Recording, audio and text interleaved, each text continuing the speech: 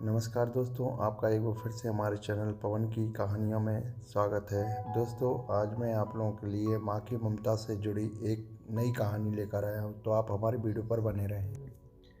एक छोटे से कस्बे में समीर नाम का एक लड़का रहता था। बचपन में ही पिता की मृत्यु हो जाने के कारण परिवार की आर्थिक स्थिति बड़ी दयनीय थी। समीर की माँ कुछ पढ़ी लिखी जरूर थी, लेकिन उतनी पढ़ाई से नौकरी कहाँ मिलने वाली थी। सो घर घर बर्तन मांज कर और सिलाई बुनाई का काम करके किसी तरह अपने बच्चे को पढ़ा लिखा रही थी। समीर स्वभाव से थोड़ा शर्मीला था और अक्सर चुपचाप बैठा रहता था। एक दिन जब वो स्कूल से लौटा तो उसके हाथ में एक लिफाफा था।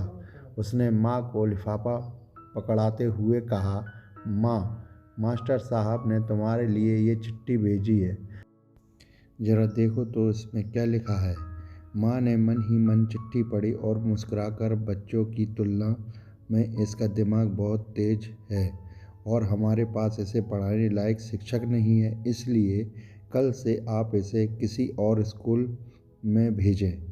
यह बात सुनकर समीर को स्कूल न जा सकने का दुख तो बहुत हुआ, पर साथ ही उसका मन आत्मविश्वास से भर गया कि वो कुछ खास है और उसकी वृद्धि तीव्र है।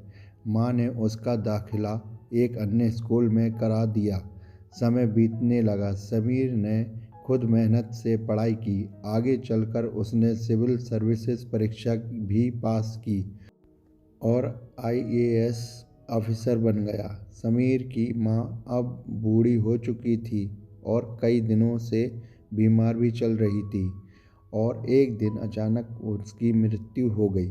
समीर के लिए ये बहुत बड़ा घातक था। वो कैसे जिएंगे? रोते रोते ही उसने माँ की पुरानी अलमारी खोली और हाथ में उनकी माला, चश्मा और अन्य वस्तुएं लेकर चूमने लगा। उस अलमारी में समीर के पुराने खिलौने और बचपन के कपड़े तक संभाल कर रखे हुए थे। समीर एक एक कर सारी चीज़ें निकालने लगा और तभी उसकी नज़र एक पुरानी चिट्ठी पर पड़ी। दरअसल ये वही चिट्ठी थी जो मास्टर साहब ने उसे 18 साल पहले दी थी। नम आँखों से समीर उसे पढ़ने लगा। आदरणीय अभिभावक, आपको बताते हुए हमें अफसोस हो रहा है कि आपका बेटा समीर पढ़ाई में बेहद कमज़ोर है और खेलकूद में भी भाग नहीं लेता है। जान पड़ता है कि उम्र के हिसाब से समीर की बुद्धि विकसित नहीं हो पाई है। आपसे निवेदन है कि समीर का दाखिला किसी मंदबुद्धि विद्यालय में कराएं अथवा खुद घर पर रखकर इसे पढ़ाएं। सादर प्रिंसिपल। समीर जानता था कि भले अब उसकी माँ इस दुनिया में नहीं रही है, पर वो जहाँ भी रहे उसकी ममता, उनका आशीर्वाद सदा उस पर बना रहेगा।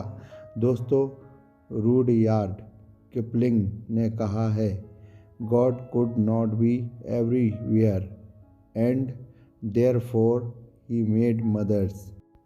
भगवान सभी जगह नहीं हो सकते, इसलिए उसने माएँ बनाई हैं।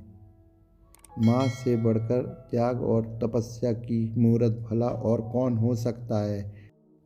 हम पढ़ लिख लें, बड़े होकर कुछ बन जाएं, इसके लिए वो चुपचाप न जाने कितनी कुर्बानियाँ देती हैं। अपनी ज़रूरतें मार कर हमारे शौक़ पूरा करती हैं।